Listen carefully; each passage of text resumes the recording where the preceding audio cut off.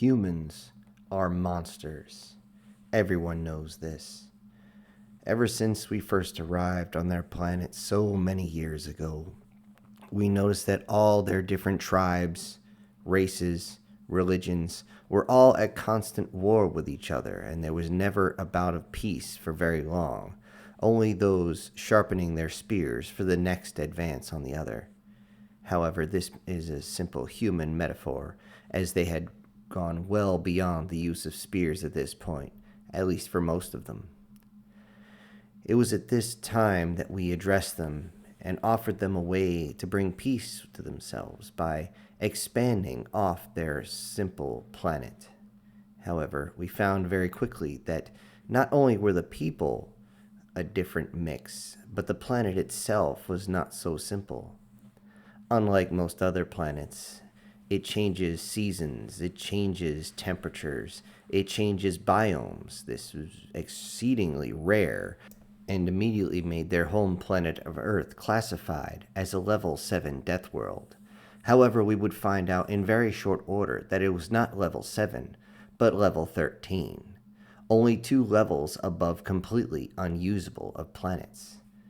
However, when we realized this, it was already too late. The humans had already begun to take our technology and reverse engineer it, as they would call it, to make it match to their own technology. Originally used for exploration to their own nearest planets, they eventually began to strap our same technology onto their own weapon systems, as they used them to protect themselves, as they would say, to search the stars. We didn't understand its protection, although their asteroid belt was a difficult topography to manage.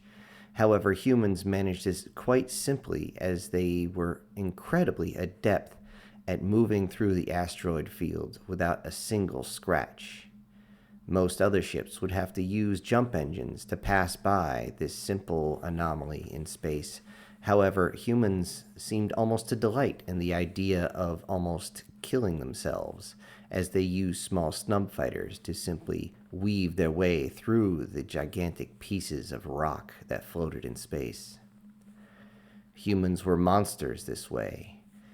They loved the thrill of things, and we found that they produced the natural narcotic called adrenaline. Humans loved to place themselves in situations that brought possible death or dismemberment to themselves to spike this adrenaline, and they were, as we called them, adrenaline junkies. This also fueled their ability to create massive weapons, as they found a thrill in creating something more and more destructive, creating ships that are more and more powerful, that could reach out farther, ships that could traverse the asteroid belt not by weaving through, but instead by simply punching through like a spear through flesh and getting to the other side. In some cases, these ships were used simply to go into the asteroid belt and collect resources for refinement later. This was insane. Why did they not just use drones? Why did they insist on flying their own ships? Humans are monsters. Humans are also incredibly strong in compared to the galactic community at large. Only 3 other sentient species are known to everyone. However, it is not beyond the realm of possibilities that there are others. But of the 3, at its absolute peak of physical fitness, can only master about 40% of what the average human has of strength. Also, the average human tends to be slightly larger, wider than anything else that a sentient species can bring. Humans are monsters. Humans also have a strange proclivity for finding ways to be attracted to other sentient species. This is very strange to everyone else, but it was not long before, as one human called it, this alien has cool points and that makes her hot. We still do not quite understand this cool point, but apparently this brings attraction to something that is not physically appealing. However, we would find out that the more physically appealing sentient species were, that the more aggressive humans would be in addressing this sentient species. In particular, the Palmado, which are almost on the other side of the galactic community, look very similar to humans, although slightly more, as the humans put it, stout. Much shorter, a little wider, but much more girthier in the way they present themselves. It is very common for a human to look at them and say, "Wow, space goblins are cute, aren't they?" Usually this was followed by an advance to try and mate with said Pomesian. However, this did not go over well with the male portion of their species, and you can understand the tensions that were brought up on this one. Humans are monsters. It was also the fact that humans would take our technology and expand their medical tech to the point of sheer absurdity. It was less than 5 of their planetary rotations around the sun that they were able to turn our medical technology into a complete regeneration chamber. A human would only have to spend 2 of their planet's rotations, what they call days, in this chamber a year.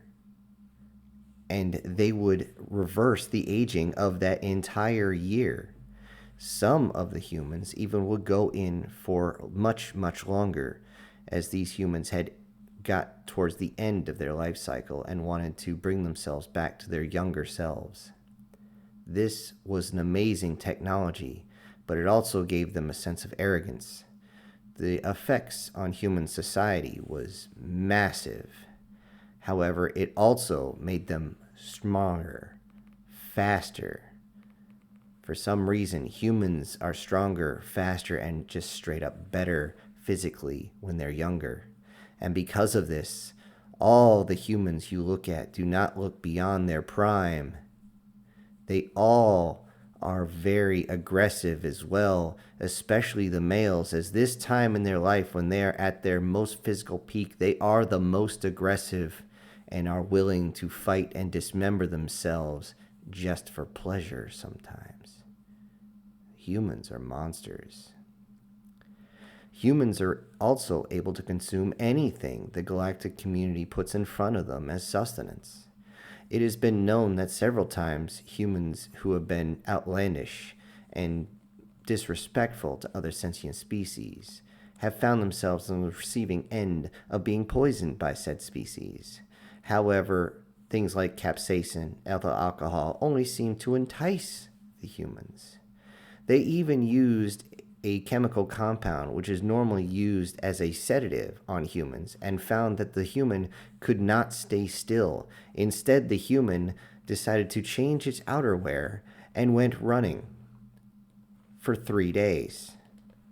We did not understand this until we finally broke down the chemical compound to their scientists, where they laughed and said, "Congratulations, you shot him up with a mixture of cocaine and meth." When we found out what that actually did, we realized that we might have only made them stronger. Humans are monsters. Humans also have the ability to think beyond what is standard. Humans would be able to outthink any of our greatest minds, scientific or military. When humans finally reached beyond their sector, they had a very large military, several in fact, as they did not fall under one single banner. This apparently is humans' way of making sure people keep the peace and do not be discontented.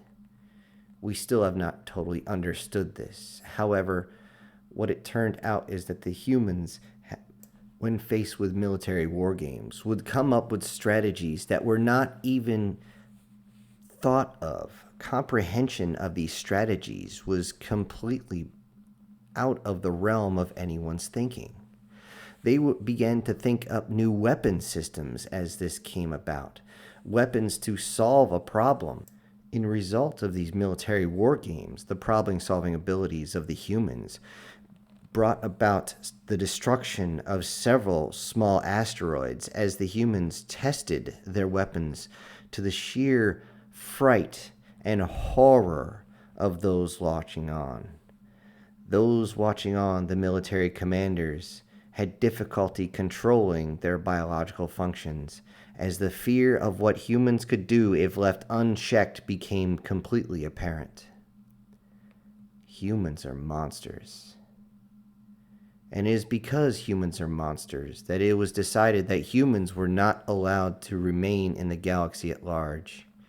Humans would have to be stopped from their expansion. They would have to be pushed back into their sector and forced to stay there under penalty of death. So all the other sentient species rallied their forces, and with a surprise attack that the humans noted as a blitzkrieg, we all struck, hitting all sectors at once. Anything outside their sector was assaulted and immediately obliterated. The humans goaded our people into landing soldiers and facing them on the ground. Humans, using their superior speed and strength, began to tear apart those of the landing parties. Even barehanded, they would be a match for ours in environmental suits. They would shrug off energy weapon hits that were not immediately fatal and just keep coming. It seemed that they were in some sort of trance as they would focus in on their target, charge in, firing their weapons, and if the weapon did not do its job, they would simply collide into their target, taking it to the ground and then beating it until it stopped moving, and then they would immediately turn to the next one and move on. Hundreds of thousands of humans coming at the front lines like this was enough to put the fear in everyone, and we truly understood how monstrous humans could be. As the humans began to be pushed back, it wasn't long before their fleets began to strike against ours. We believed that we could simply outlast them with numbers, and for a time, that seemed correct. However, humans began to think of ways to come at us that we did not expect. Biological weapons that completely nullified us, paralyzing us on the ground, forcing us to simply sit there and stare into the darkness, as the humans would simply walk up and collect the bodies and force them into imprisonment.